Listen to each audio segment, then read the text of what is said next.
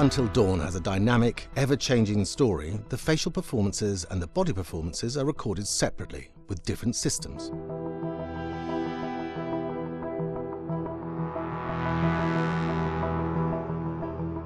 With the body capture, we use reflective bead suits and an infrared camera matrix system that drives the CG bone hierarchies in our character models.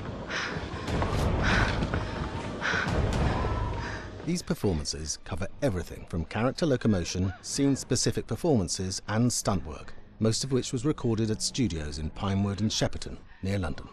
Anna! Hello? Combining all the elements seamlessly in the final game becomes a formidable editing and logistical task. Every variation, both physical and emotional, must be combined in these multi-edits. Scaffolding props have to stand in for the sets, because the hundreds of infrared cameras have to be able to see all of the reflective beads on the actor.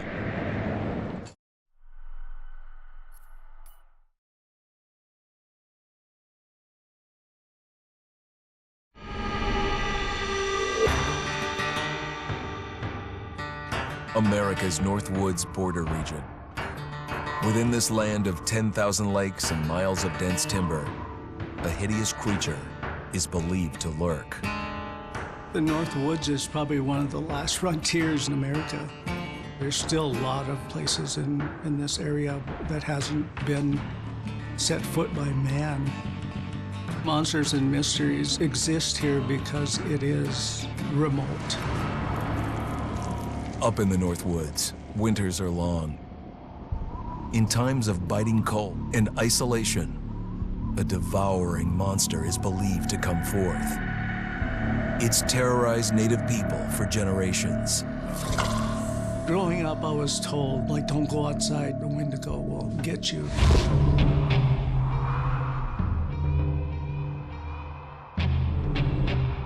Among the traditions of the northern Algonquin tribes is the wendigo, a monster that can seize hold of a person to carry out its hunger for human flesh. Many Native Americans fear even talking about this wendigo, and even the mention of the name will let the wendigo find out where you are, and it will open you up to be possessed by this wendigo. The most famous case of a wendigo possession took place in 1879 in the deep woods outside of Edmonton, Alberta. Swift Runner, a Cree Indian, was a trapper and a guide. He had left town the previous autumn with his wife, 6 children, and his mother. But when Swift Runner returned in spring, he was alone.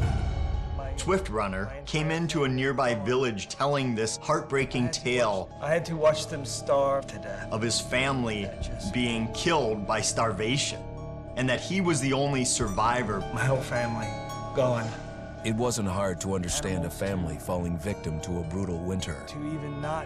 Yet something was suspicious about Swift Runner.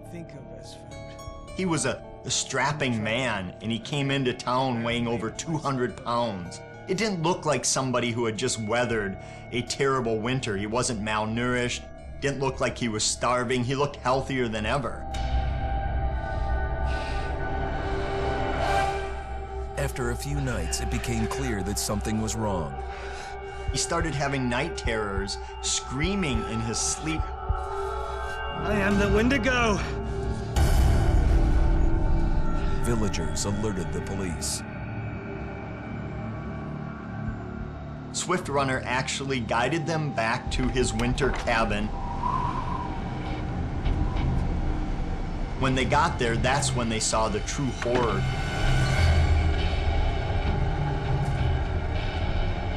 Human skulls were scattered around, many bones, some of which had been snapped in half, and the marrow inside had been drained. They had never seen anything like it. Swift Runner had killed his entire family, shooting them, hitting them with an axe, strangling, and then eating most of their bodies.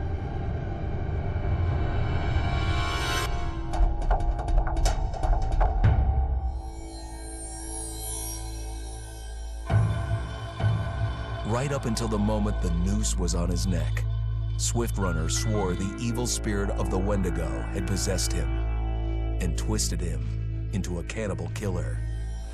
When he was on the gallows, Swift Runner himself said, "I am no longer a man."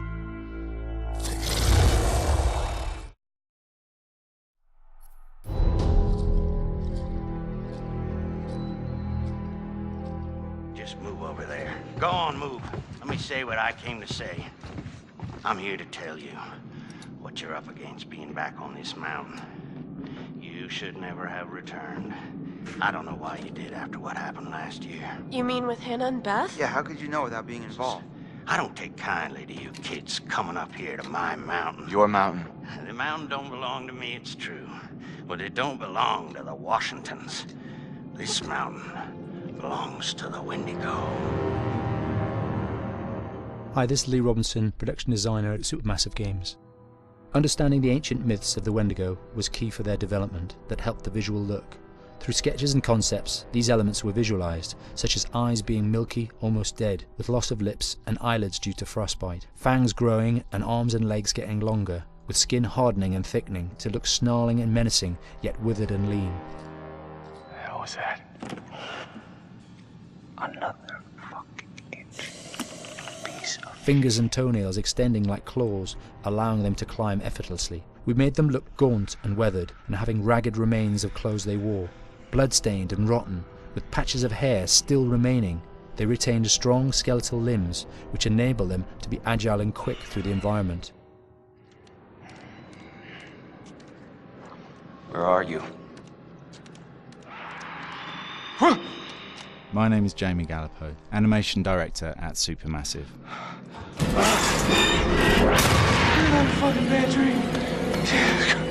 The overall direction on the creature was to be very strong, to be extremely fast. We wanted a spider-like movement to the creature. 1 minute scampering to leaping and then crawling, almost instantaneous. And finally, we wanted the creature to have this real, uncontrollable thirst for flesh. From a sound design perspective, the Wendigo is a real challenge. For the main vocalizations of the Wendigo, we used our own vocalizations, various different animals from the exotic to the farmyard, various plugins and processes to gel these sounds together and keep a human resonance behind that voice, telling the backstory of the Wendigo.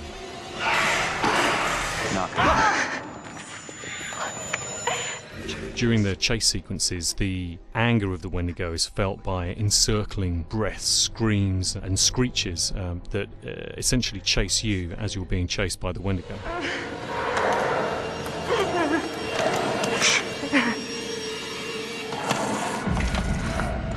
We would layer them up in a multitude of layers, sometimes 15, 20 sounds playing at the same time, to build up the vocalizations for this fearsome creature which is always in attack mode, hyperactive and chasing you throughout the game.